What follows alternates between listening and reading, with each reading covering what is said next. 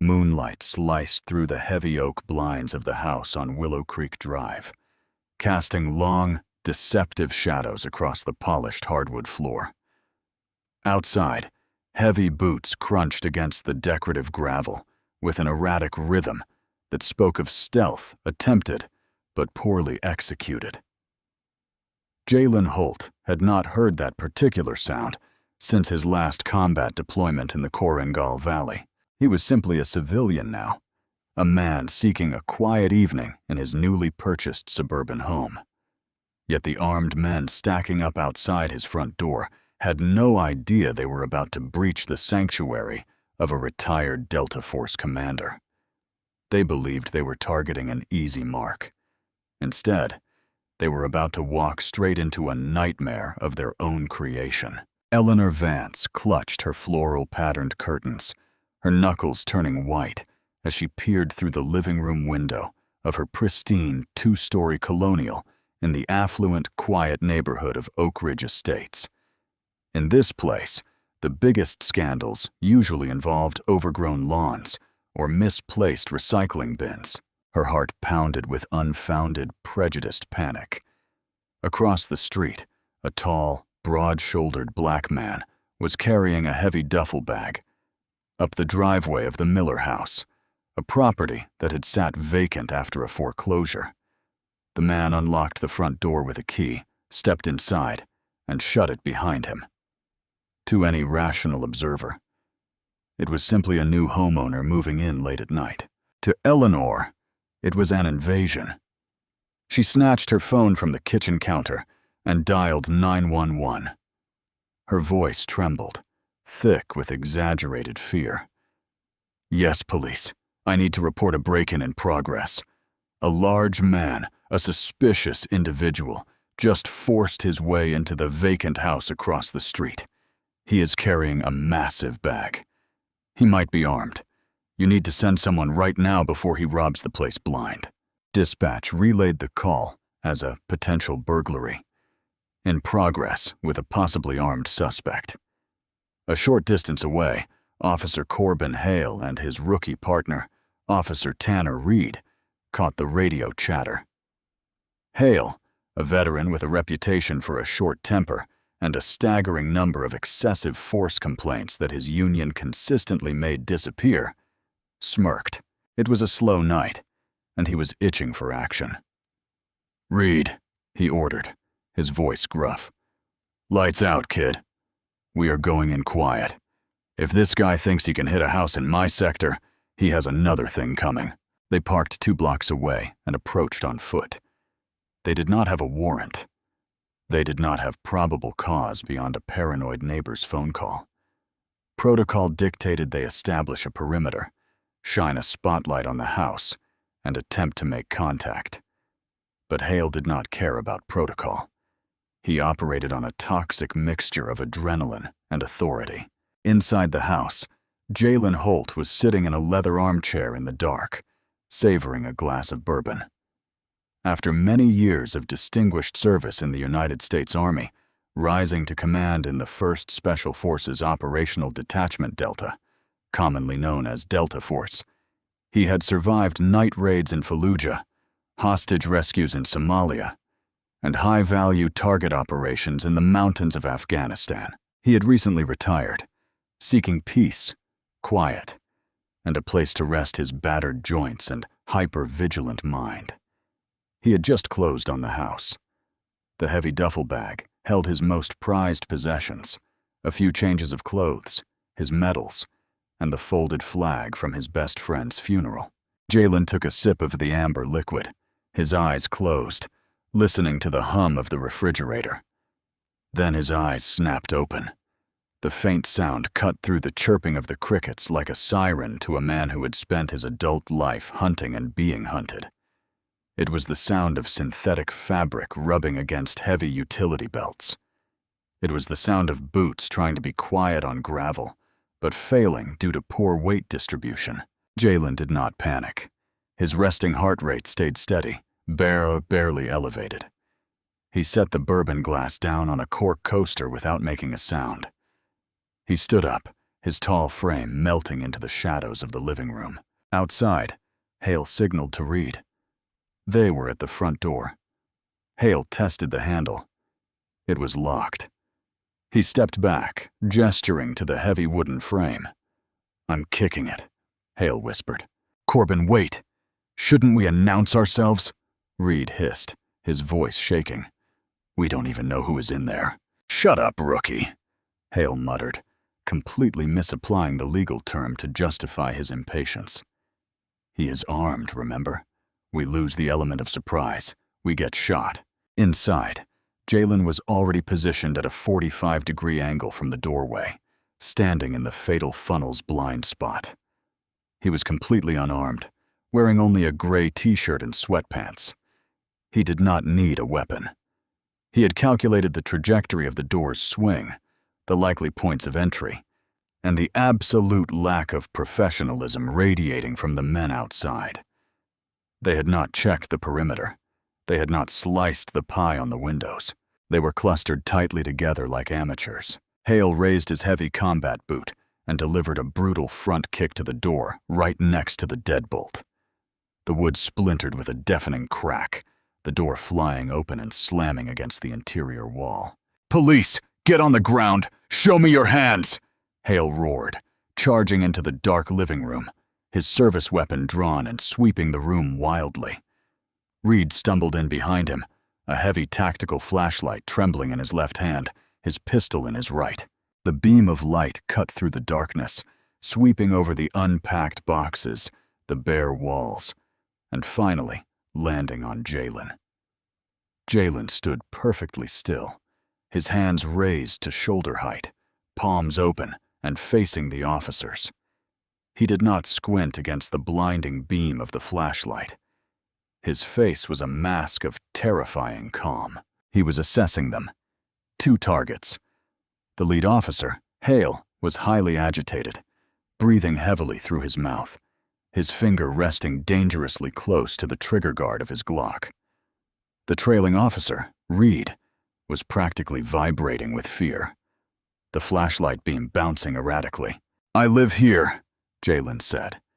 His voice was a deep, resonant baritone, projecting authority without a hint of aggression. "This is my property. You are in my home illegally." "Shut your mouth!" Hale screamed, advancing rapidly. "I said get on the ground face down, arms out. Do it now, or I will drop you right here. You hear me?" Jalen evaluated the situation. Complying with an aggressive, highly stressed, and poorly trained individual holding a loaded firearm was a coin toss.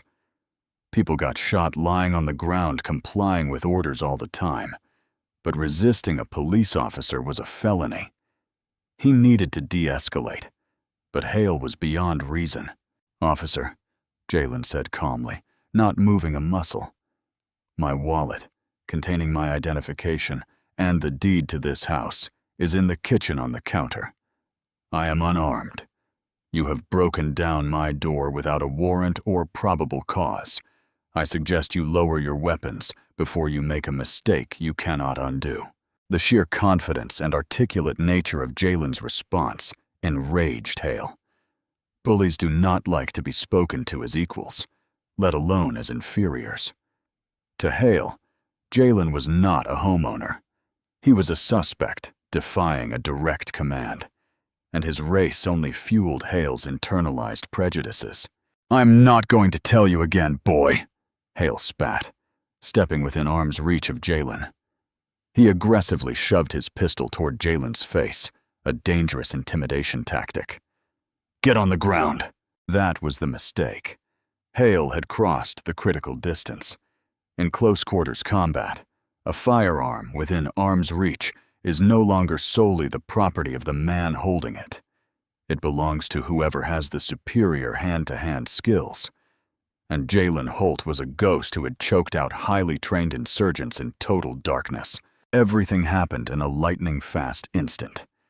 Jalen did not flinch. He exploded into motion. His left hand shot up, slapping the slide of Hale's Glock outward, redirecting the barrel away from his center mass. Simultaneously, Jalen stepped inside Hale's guard, his right hand gripping Hale's wrist in a vice-like hold. With a sharp, agonizing twist that utilized the officer's own forward momentum, Jalen applied a brutal wrist lock. Hale let out a sharp cry of pain as his fingers involuntarily opened, dropping the firearm. Before the gun even hit the hardwood floor, Jalen swept Hale's lead leg out from under him. The cop hit the ground hard, all the air rushing out of his lungs in a violent whoosh. Jalen dropped his knee squarely into the center of Hale's back, pinning him to the floor with agonizing, inescapable pressure. He scooped up the dropped Glock with his free hand, his thumb naturally finding the magazine release. The magazine clattered to the floor. Jalen racked the slide with lightning speed, catching the chambered round in the air, rendering the weapon completely inert. Reed froze. His brain simply could not process what he had just witnessed. 1 second, his veteran partner had the drop on a suspect. The next, his partner was face planted on the floor, groaning in pain, and the suspect was holding an empty gun, with the casual grace of a man who had handled firearms his entire life. "Drop it," Jalen commanded. The baritone voice was no longer conversational. It was the voice of a commander who ordered men to their deaths. It carried a lethal, chilling weight that cut straight through Reed's panic. Reed's hands were shaking violently. "Hands in the air! Let him go!" he stammered, pointing his gun at Jalen but lacking any conviction. Jalen did not look up from Hale. He maintained the pin, his knee applying just enough pressure to keep the older cop immobile, but not enough to break his spine. "Kid," Jalen said, his voice terrifyingly calm. "Look at your partner. Look at my stance. Do I look like a common burglar to you? If I wanted him dead, his neck would have been broken before you realized the gun was out of his hand. If I wanted you dead, I would have used his loaded weapon on you instead of clearing it. Put the gun down before your finger slips, and you murder a decorated veteran in his own home." The logic, delivered with icy precision, pierced Reed's fear. He looked at the cleared weapon in Jalen's hand. He looked at the chambered round resting innocuously on the floor. He slowly lowered his weapon, clicking the safety on, and placing it on a nearby unpacked cardboard box. "Back up," Jalen instructed. Reed took 3 steps back. On the floor, Hale was writhing. His ego was bruised far worse than his ribs. "You are dead!" Hale gasped, his face pressed against the floorboards. "You hear me? You assaulted a police officer. You are going to prison for the rest of your miserable life." Jalen sighed, a sound of profound exhaustion. He reached down, grabbing the radio clipped to Hale's shoulder. He unclipped the mic. "Dispatch, this is an open channel from Officer Hale's radio. Officers are secured and uninjured at the house on Willow Creek Drive. Send a shift supervisor immediately. No lights, no sirens. And dispatch, tell them to bring a supervisor who knows how to read military identification." For a while, the living room was suffocatingly quiet. Jalen had allowed Hale to sit up, though he kept the officer backed against the wall. Jalen sat perfectly relaxed on the arm of his leather chair. The 2 disassembled service weapons rested on the coffee table beside his bourbon. Hale glared at him with pure, unadulterated hatred. Reed stood in the corner looking nauseous, staring at the floor. He was beginning to realize the magnitude of the mistake they had made. The forced entry, the lack of a warrant, the immediate escalation of force. If this man truly was who he seemed to be, their careers were not just over. They were looking at federal civil rights charges. Tires screeched in his driveway. Car doors slammed. Heavy footsteps rushed the porch. "Police! Anybody in here?" A commanding voice called out through the splintered doorway. "In the living room," Jalen called back, not moving his hands from his lap. "Your officers are safe." Sergeant Everett Crow entered the room, flanked by 2 more patrolmen with their weapons drawn.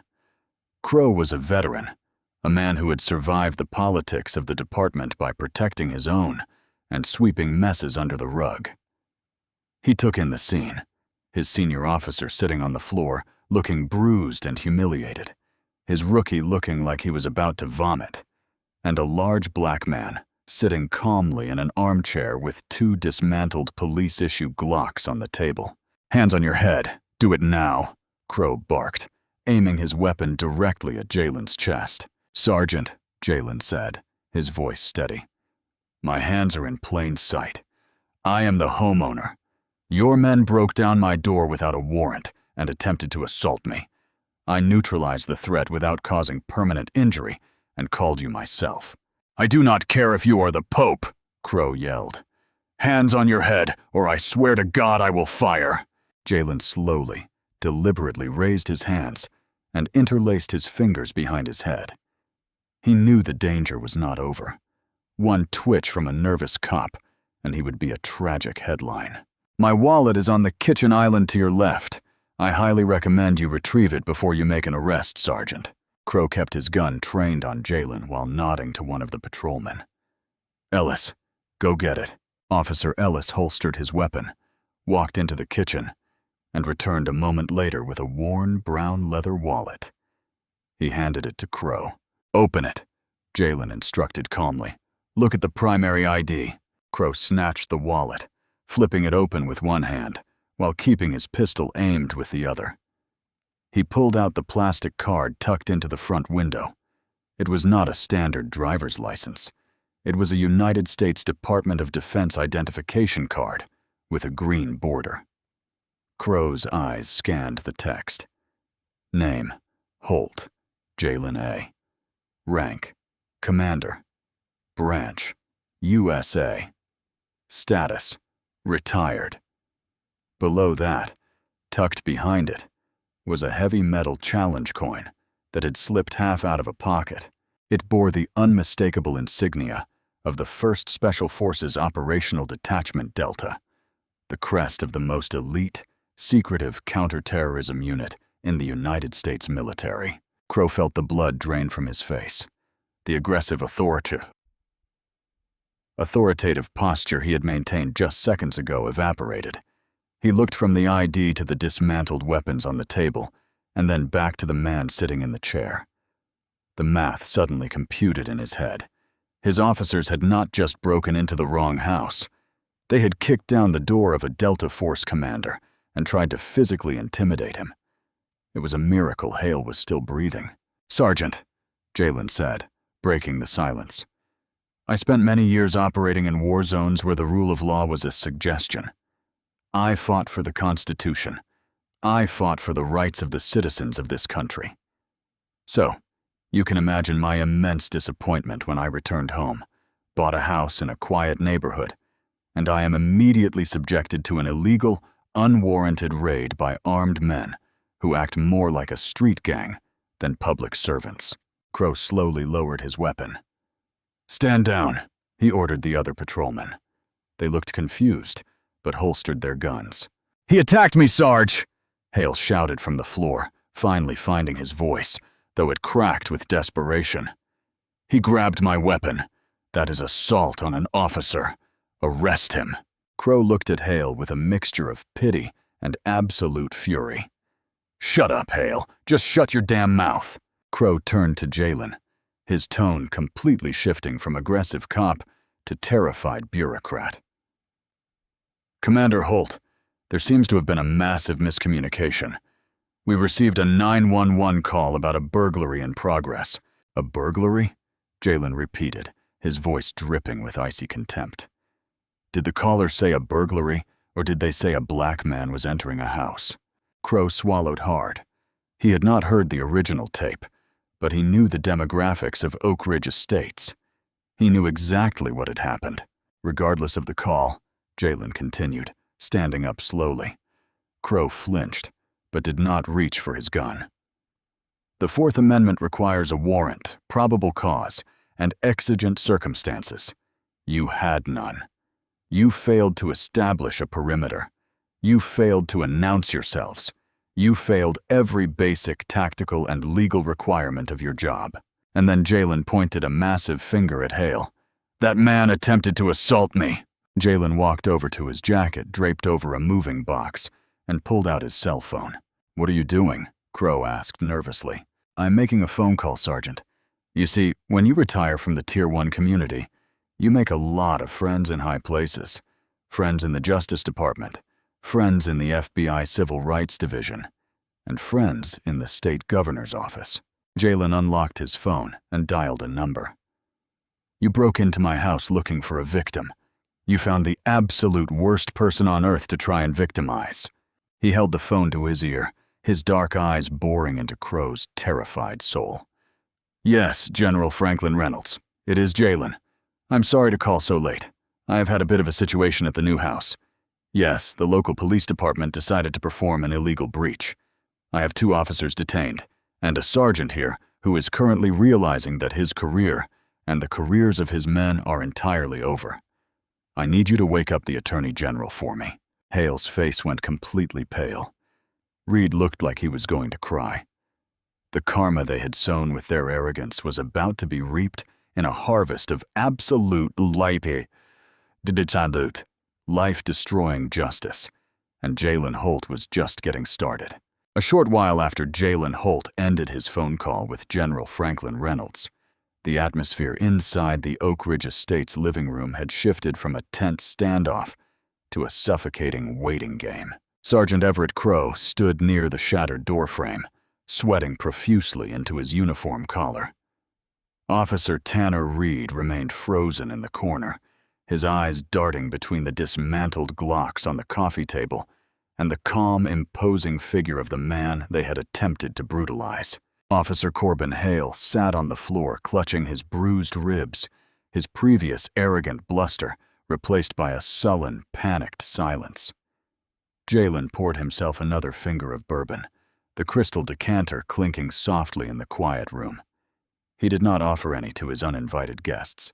Outside, the neighborhood was beginning to stir. The flashing red and blue lights of Crow's cruiser, though silent, painted the manicured lawns and colonial facades in an alarming strobe. Across the street, Eleanor Vance remained glued to a window. She expected to see the large black man dragged out in handcuffs, validating her unfounded fears. Instead, she watched a parade of vehicles arrive that fundamentally defied her expectations. First came 3 unmarked black Chevrolet Tahoes, tearing down Willow Creek Drive at high speed before slamming on their brakes outside Jalen's property. Men and women in dark windbreakers, emblazoned with the bright yellow letters, FBI swarmed out. They bypassed the local patrolman establishing a perimeter and walked straight up the driveway. Following closely behind them was a sleek silver Mercedes sedan. A man in a sharply tailored midnight blue suit stepped out, adjusting his tie with practiced precision. This was Preston Hale's territory. Now, Hale was the regional director of the Department of Justice's Civil Rights Division, a man whose mere presence usually forced police chiefs into early retirement. General Franklin Reynolds had moved fast. He had not just woken up the Attorney General, he had mobilized the federal government's legal apparatus to protect one of its most decorated assets. Furthermore, Holt's legal proxy in Washington had already initiated contact with the offices of Theodore Mercer, the nationally renowned civil rights attorney, ensuring that this incident would not be quietly buried by a local police union. Special Agent Lena Shaw led the FBI detail through the broken front door. She took one look at the scene, the local cops cowering, the homeowner drinking bourbon, the weapons stripped and cleared, and holstered her own firearm.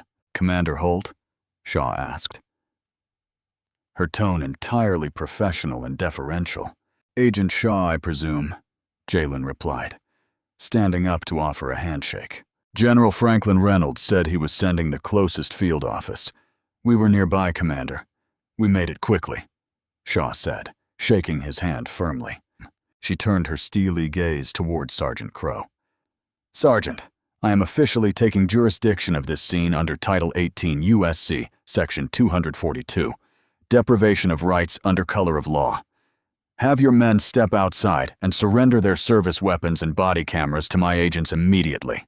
Crow opened his mouth to protest, a reflex born of 2 decades of local jurisdiction pride. "Agent, this is an Oak Ridge PD matter. We responded to a 911 call. You responded to a racist dog whistle with a dynamic entry on a civilian dwelling without a warrant." Shaw interrupted, her voice slicing through his excuses like a scalpel. "You failed to verify the address. You failed to establish exigent circumstances, and your officer here," she gestured to Hale, "attempted to assault a retired Tier 1 operator. You are incredibly lucky Commander Holt exercises better trigger discipline than your entire department. Outside." Now, Hale struggled to his feet, his face red with indignation. "He attacked me. I was conducting a lawful Terry stop. He disarmed an officer."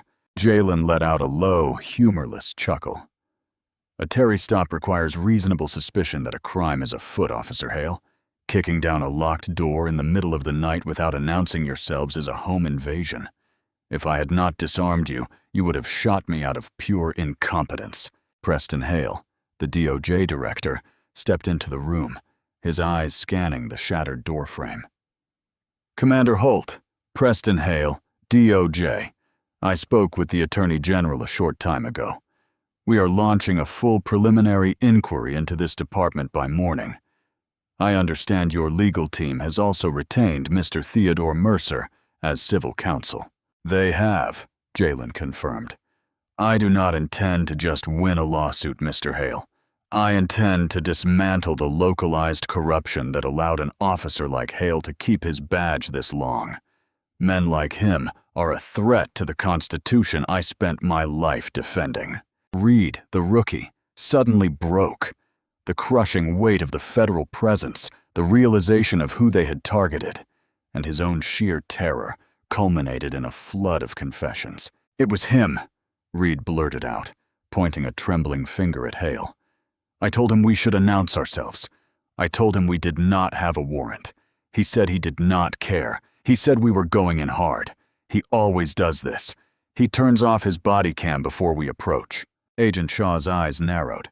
"Is that true, Officer Reed?" "Yes, ma'am," Reed sobbed, peeling the camera off his chest.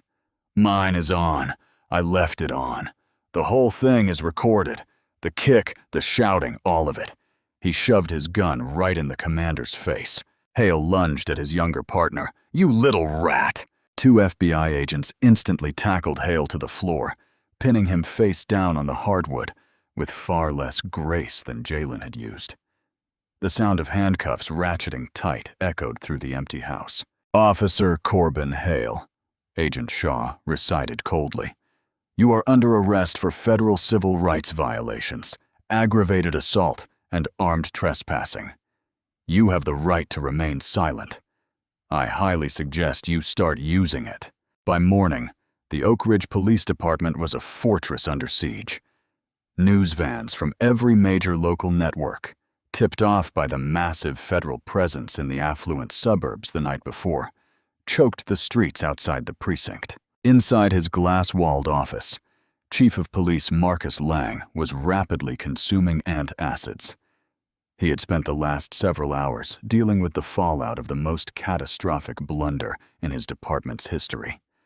Lang was a politician in a uniform, a man who survived by making sure the wealthy residents of Oak Ridge felt safe, regardless of the methods his officers used to achieve that feeling. Sitting across from him was the police union representative, a bulldog of a man named Vince Caruso, who was currently shouting himself hoarse. "You cannot let the feds just walk in here and arrest a decorated veteran officer like Corbin. It was a good faith mistake. The 911 caller said there was an armed burglar. Corbin acted on the information he had. The suspect, Vince, is a retired Delta Force commander." Chief Lang roared back, finally losing his temper. "He is an American hero who is sitting in his own living room drinking a glass of bourbon, and your decorated veteran kicked his door off the hinges and shoved a loaded Glock in his face." "We will fight it," Caruso growled. "Qualified immunity. We argue exigent circumstances based on the 911 call. We suppress the rookie's body cam. You cannot suppress it, Vince. The FBI has it. Lang rubbed his temples, feeling a massive migraine blooming behind his eyes. And that is not the worst part.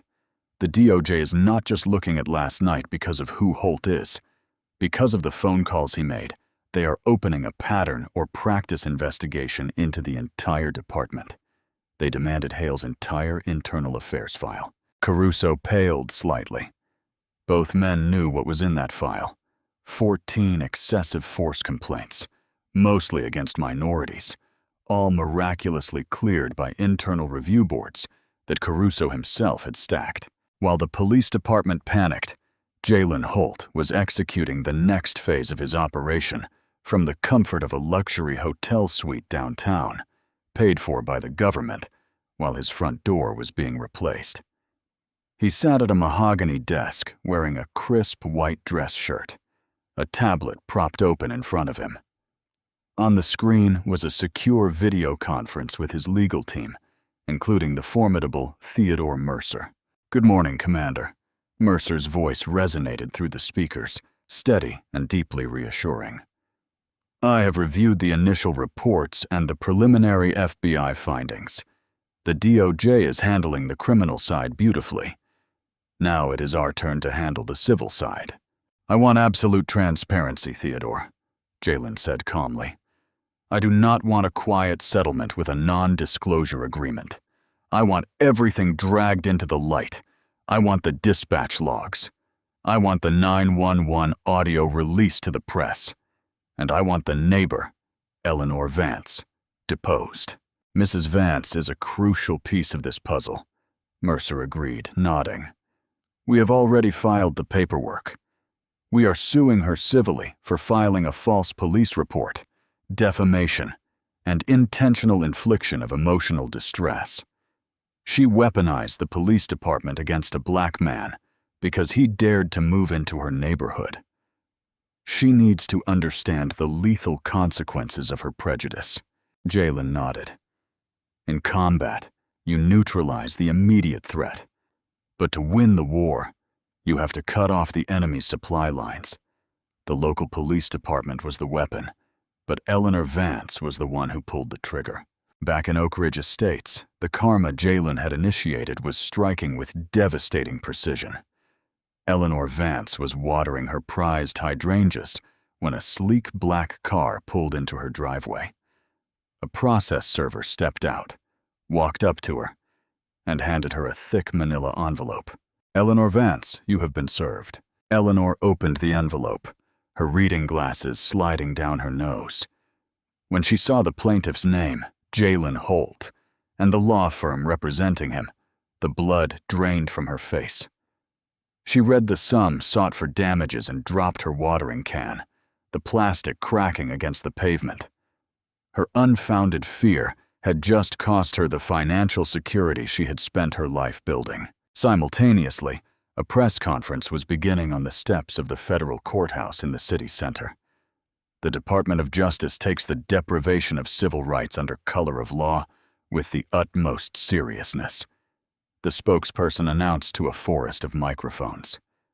"Last night, an American citizen, a man who honorably served this nation at the highest levels of our military, was subjected to a terrifying and illegal home invasion by those sworn to protect him. Effective immediately, Officer Corbin Hale has been indicted on federal charges. Furthermore, the DOJ has launched a comprehensive investigation into the Oak Ridge Police Department's hiring, training, and disciplinary practices." The tactical reversal was complete. The men who had operated in the shadows of the law, using their badges as shields for their bigotry, were now trapped under the blinding spotlight of federal scrutiny. Jalen watched the press conference on his tablet, his expression unreadable. He had survived ambushes in the desert and firefights in the mountains. He knew how to break an enemy down structurally, psychologically, and physically. The Oak Ridge Police Department had picked a fight with a ghost. And now they were being haunted by the full, unrelenting weight of the United States justice system. In the time that followed, the criminal and civil machinations of the United States justice system had ground the Oak Ridge Police Department to an absolute halt. Eleanor Vance sat rigidly at one end of a long mahogany table, her manicured fingers twisting a shredded tissue into knots. Across from her sat Theodore Mercer, flanked by 3 junior associates and a massive stack of banker's boxes. To Eleanor's right was her own attorney, a pale, sweat-sheened man who looked entirely out of his depth against a civil rights titan. Jalen Holt was not in the room. He did not need to be. His presence was felt in every page of the impending deposition. "Mrs. Vance," Mercer began, his voice a smooth, resonant baritone that carried an underlying edge of steel. "Let us revisit the evening in question. You testified earlier that you genuinely believed a burglary was in progress when you saw my client, Commander Holt, entering his own home. Is that correct?" "Yes," Eleanor snapped, her defensive posture practically vibrating. The house had been empty for months. A large man showing up at midnight with a duffel bag. Anyone would have been suspicious. I was performing my civic duty. Mercer adjusted his glasses, sliding a piece of paper across the table. "I see. And your civic duty required you to inform the 911 dispatcher that the suspect was likely armed and dangerous despite having zero visual evidence of a weapon? He was carrying a heavy bag. It could have been full of stolen tools or guns," Eleanor stammered, looking to her lawyer who remained painfully silent. "Or perhaps folded military uniforms and a Purple Heart," Mercer countered softly. He leaned back in his leather chair, steepling his fingers. "Mrs. Vance, are you familiar with an encrypted messaging application called Signal?" Eleanor's breath hitched. The blood rapidly drained from her face, leaving her foundation looking like a cracked porcelain mask. "I use it to talk to my daughter in college. And your neighborhood watch group," Mercer corrected. He pulled a thick, bound transcript from the nearest box. "We subpoenaed the digital records of a group chat titled Oak Ridge Defenders. You are the administrator of this group. Let me read a message you sent to this group shortly before you called 911. Eleanor's lawyer finally spoke up. "Objection, relevance. My client's private messages are entirely relevant to proving malicious intent and defamation." Mercer interrupted sharply, citing the core tenets of their civil suit. The message reads, and I quote, "That real estate agent actually did it. They sold the Miller house to one of them. He just pulled up. We cannot let Oak Ridge turn into the inner city. I'm going to make sure he does not spend a single night here." End quote. Silence suffocated the room. The soft hum of the air conditioning sounded like a jet engine. "You knew the house was sold, Mrs. Vance," Mercer stated, leaning forward, his eyes locking onto hers with unyielding pressure. "You knew he was the homeowner. You deliberately weaponized a police department with a known history of excessive force to terrorize a black man out of your pristine neighborhood.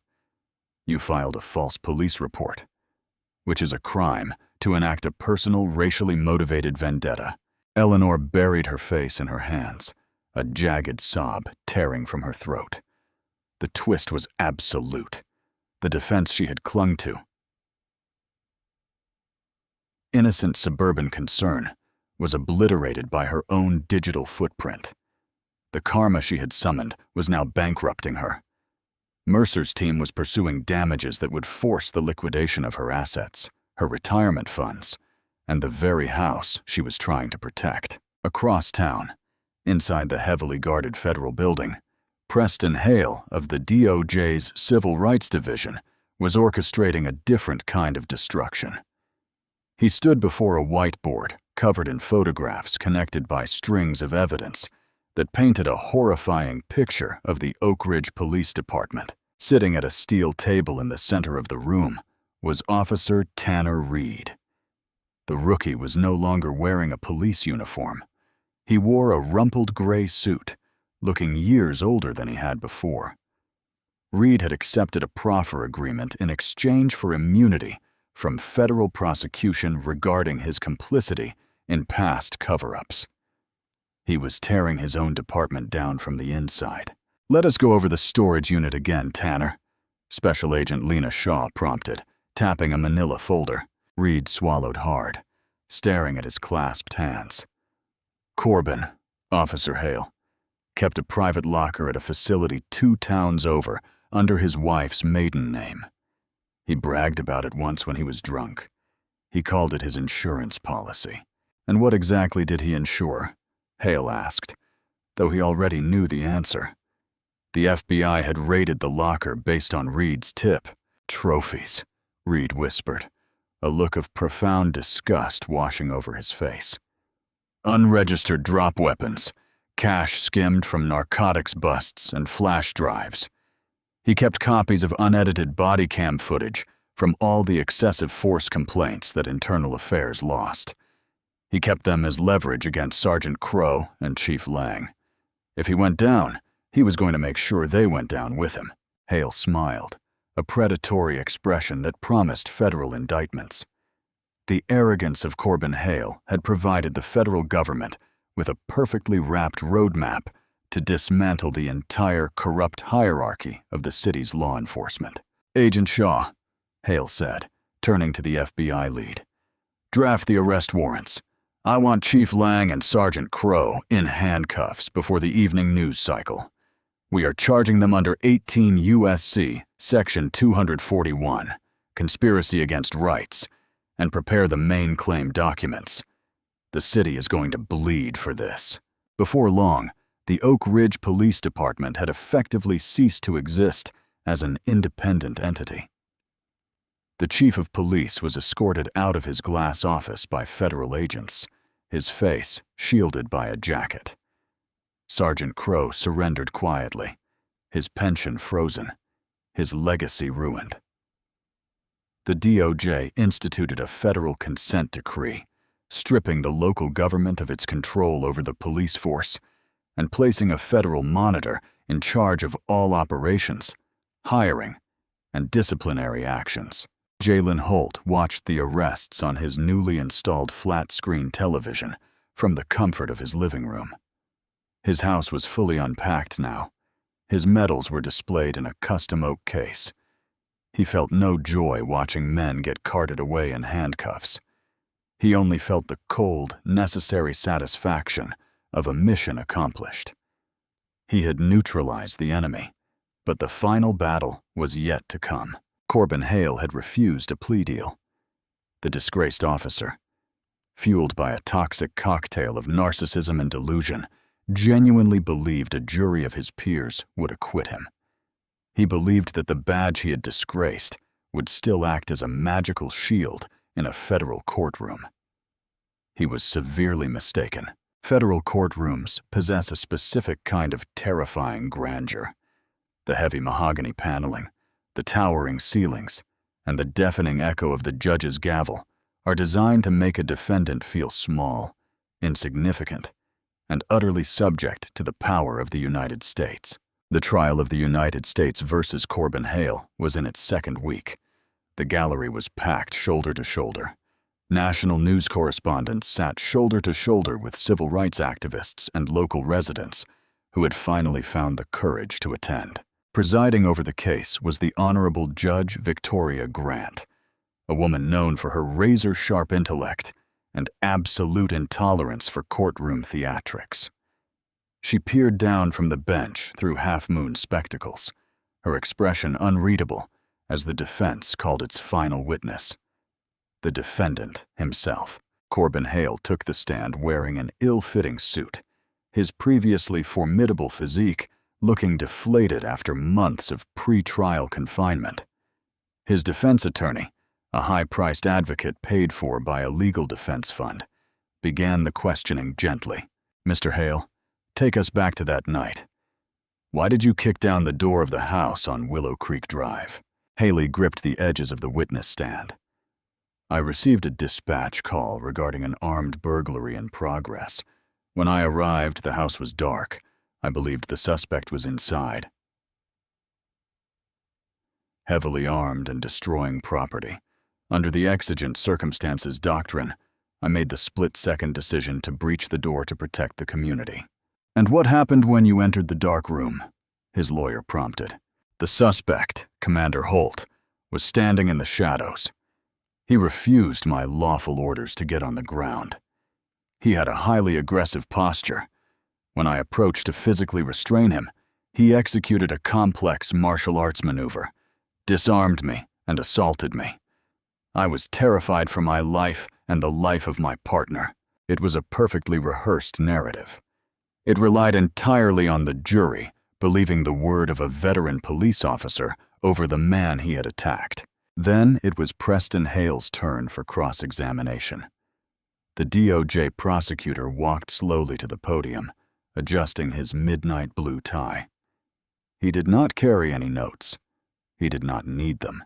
"Mr. Hale," Preston Hale began, his voice projecting easily across the massive room.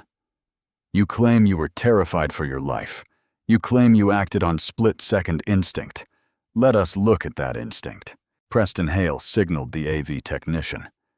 The massive screens in the courtroom flickered to life, showing the high-definition, unedited body camera footage from Officer Reed. The courtroom watched in absolute silence as the footage played. They saw the dark, quiet house.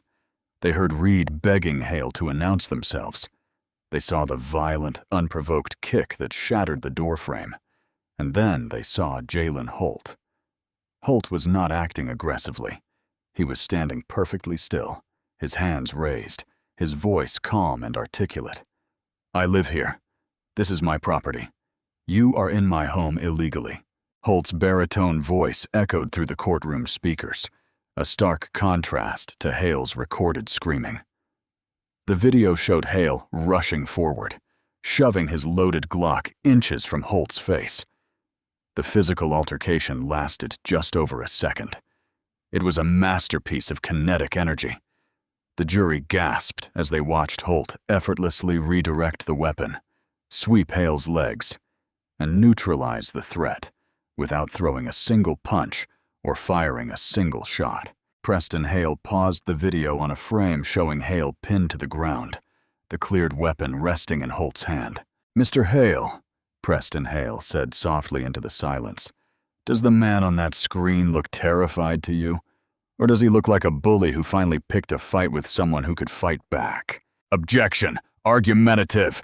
the defense attorney shouted. "Sustained. Rephrase, Mr. Hale," Judge Victoria Grant ordered. "Mr. Hale," Preston Hale continued, stepping away from the podium and walking toward the witness box. "Is it not true that you never believed there was an armed burglar? Is it not true that you turned off your own body camera because you fully intended to beat a confession or simply beat submission out of whoever was inside that house?" "I feared for my life," Hale repeated, his voice cracking, the facade crumbling under the pressure of the visual evidence. "You feared for your ego," Preston Hale corrected, his voice turning to ice. "We have the files from your storage locker, Mr. Hale. The jury has seen the trophies. We have the testimony of your partner, your sergeant, and your chief of police, all of whom have pleaded guilty to federal conspiracy charges. You did not make a mistake that night. You operated exactly as you always had. The only difference is, that night you broke into the home of a man who spent many years hunting actual terrorists. He recognized your tactics because they were the tactics of an insurgent, not a peace officer." Hale had no answer. He stared at his hands, his chest heaving. The courtroom was dead silent. The truth was an absolute crushing weight, and it had finally broken him. The jury deliberated for a short time. It was a formality. When the foreperson stood to read the verdict, the tension in the room snapped like a taut wire. On the charge of deprivation of rights under color of law, 18 U.S.C. Section 242, we find the defendant Corbin Hale guilty. On the charge of aggravated assault with a deadly weapon, guilty. On the charge of armed trespassing.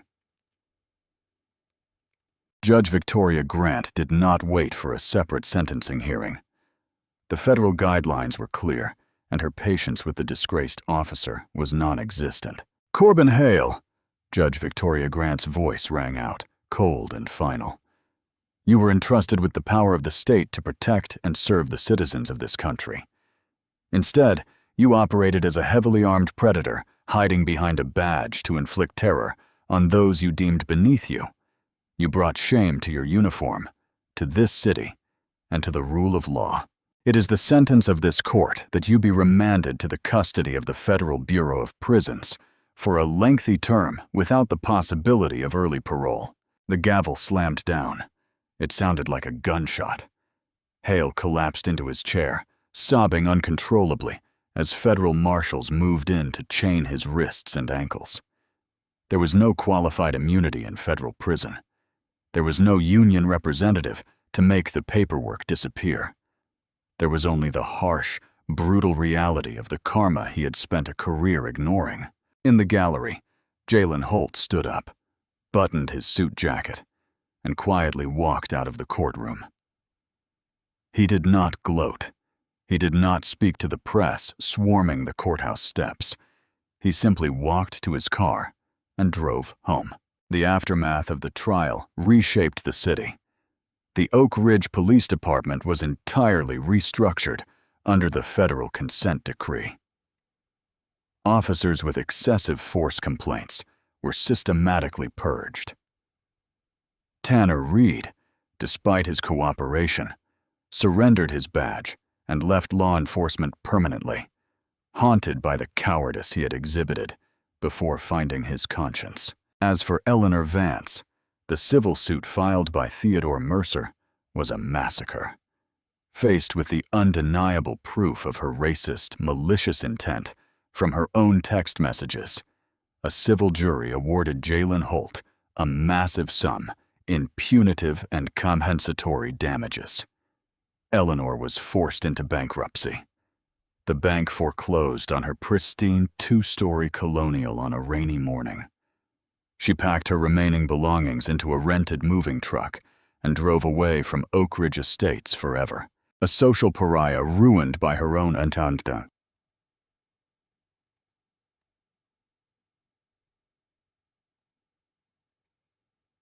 Hounded hatred, Armand.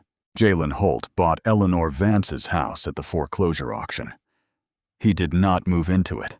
Instead, he worked with the city to rezone the property, tearing the colonial down to its foundations. In its place, he built a state-of-the-art community center and legal clinic, providing free representation and after-school programs for underprivileged youth from the inner city. He named it the Miller Center, after the previous owner, whose foreclosure had started the entire chain of events. Justice in its truest form is rarely swift, and it is almost never easy. It is a grueling, exhausting war of attrition against those who believe power shields them from consequence. Corbin Hale and Eleanor Vance operated under the delusion that their prejudices were protected by the very fabric of their suburban society. They fundamentally underestimated the immovable object they struck. Jalen Holt did not seek out a fight when he retired. He only sought peace. But when the fight was brought to his doorstep, he utilized every tactical, physical, and legal weapon in his arsenal to eradicate the threat completely. The karma that struck back was not an abstract concept. It was the meticulous, unrelenting application of the law. In the end, the neighborhood remained quiet, not because of fear or intimidation, but because true accountability had finally paved the way for genuine, lasting peace.